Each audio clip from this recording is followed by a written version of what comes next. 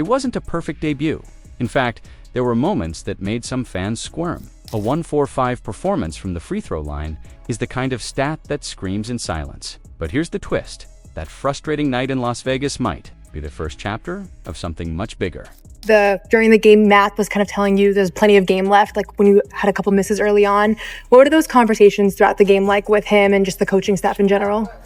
I mean, they were just saying, you said that we got a lot of game to play still. I got to get my head up. And even though I was missing the free throws that I said, I'll lower myself to do that again. But that's the thing that happens in the game too.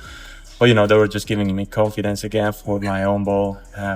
Game, everything, getting stagnant defense so I can get steals, deflections and everything, just giving me confidence for the rest of the game. Something Boston fans didn't know they needed and now can't stop thinking about. Hugo Gonzalez didn't come into the Summer League with a spotlight the size of Wembanyama's or Scoot Henderson's, but if you watched closely, not just the numbers, but the movements, the decisions, the energy, you could feel it. That quiet pull of potential, that unmistakable sense that something's brewing. Because here's the truth, that box scores don't tell. Gonzalez looked like he belonged, even when he struggled. Let's break this down. His stat line: assists, 2 blocks, 1 steal. But that's the surface. What lies beneath is what separates a future role player from a cornerstone piece. Reading. He was anticipating passing lanes, rotating early, putting pressure on ball handlers like a veteran wing who spent years mastering NBA spacing. His deflections weren't lucky, they were calculated, and the timing on his help defense.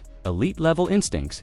Head coach Matt Reynolds saw it too, and he didn't mince words. That was an excellent tone that he and our backcourt set throughout the course of the game, Reynolds said. He was really composed down the stretch. Let's pause there. Composed down the stretch from a 19-year-old? That's not common. That's special. And yet, the missed free throws haunted him. After the game, Gonzalez couldn't stop thinking about them. I'm not allowing myself to miss like I did today.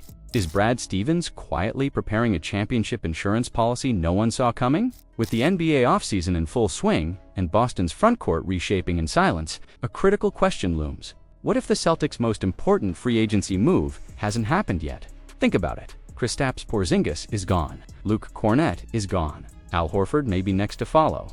And with Jason Tatum's availability now in serious doubt for the season, the once dominant front line that powered Boston to glory just months ago has suddenly vanished. But what if that's not the end of the story? What if this isn't a sign of regression, but a calculated transition toward something even sharper and smarter? Enter Chris Boucher, a name that doesn't ring alarms, a name that doesn't trend. But maybe that's the genius of it, because while fans are locked on superstars and big splashes, the Celtics front office might be eyeing something far more surgical, a versatile, cost-effective piece with hidden upside and proven playoff utility. Let's zoom in. Chris Boucher, now 31, isn't your typical free agent target. He's not coming off an all-star nod. He hasn't led a team in scoring, but that's what makes this so intriguing. He fills the exact type of hole that championship teams don't realize they need until it's too late. He's a 6'9" forward-centered hybrid with wingspan, shooting touch, and a chip on his shoulder.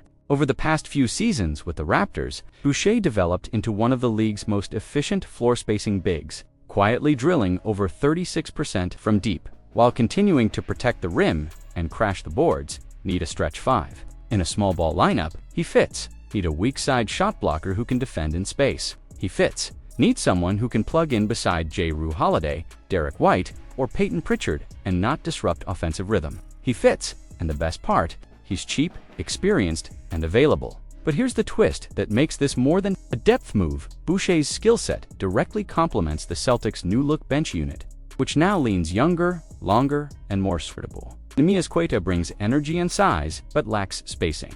Georges Niang brings shooting, but struggles defensively. Luka Garza brings touch, but lacks agility. Boucher blends all three profiles in one body, and no one's talking about it. That silence might be Brad Stevens' secret weapon. Now consider this scenario. You bring Boucher in on a low-cost deal. You don't commit long-term. You let him play in Joe Matsula's space and pace system, where he gets open looks in the corners, runs the floor with the guards, and provides that emergency rim protection. When lineups go small, suddenly you've got a reliable two-way big who can either stick around and help during a playoff push or become a valuable trade asset at the deadline. When the news broke that Kristaps Porzingis had been traded, it sent shockwaves across the NBA, but not for the reasons you might expect, this wasn't about drama. It wasn't about chemistry. It wasn't even about disappointment.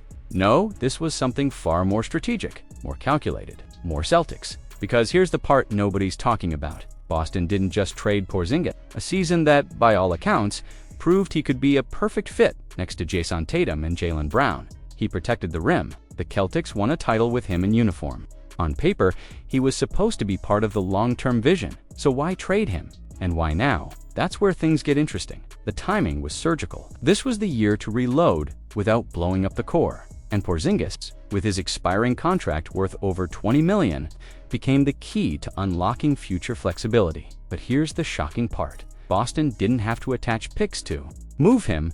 They actually got value back. 2 second-round picks, Georgia's Niang cap relief, breathing room in a new NBA landscape dominated by the punishing second apron and an unforgiving CBA. The perfect scenario. I'm super excited about what's coming. That line matters, because even he knows what Boston is building isn't done. It's evolving. Porzingis, a veteran of multiple franchises, understands the rhythm of a winning organization. He didn't leave Boston because he didn't fit. He left because the team had bigger ideas, and it made sense for both sides. Why did the Celtics trade for Anfernee Simons if they're already trying to move him?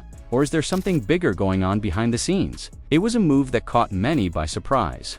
Anfernee Simons, one of the league's rising scorers, was suddenly wearing green, the result of the high-stakes trade that sent Jrue Holiday to Portland. For a moment, fans buzzed, imagining the offensive firepower Simons could bring off the bench, or even in a 3-guard lineup with Jaylen Brown and Derrick White. But then came the reports. The Celtics are actively trying to trade Simons, said ESPN's Brian Windhorst. Wait, what? Why would Brad Stevens acquire a 25-year-old shot creator with elite shooting mechanics and then immediately shop him around? That's not a mistake. That's a message. And it points to something the rest of the league might not be ready to admit. The Celtics are playing chess while everyone else is still reading the rulebook. Let's start with the facts. Simons is entering the final year of his contract, set to earn over $27 million. Boston, after moving Holiday and Porzingis and losing Kornet and possibly Horford, is still brushing up against the dreaded second tax apron. Under the new CBA, staying there means losing flexibility. No midseason additions, no aggregation. Trades, no buyout signings for a team that just won a championship and is now without Jason Tatum for the season. That level of restriction isn't just risky, it's dangerous. So yes, Stevens might be looking to flip Simons, but not because Simons is a bad fit, because he's a high-value chess piece in a much bigger game. Let's talk about the deal being floated. Simons to Washington for Corey Kispert, Richaun Holmes, and to second-round picks. At first glance, it looks like a downgrade, but look again and look deeper. Kispert is one of the most efficient off-ball shooters in the league. He ranked in the 96th percentile in spot-up shooting last season, per Synergy Sports.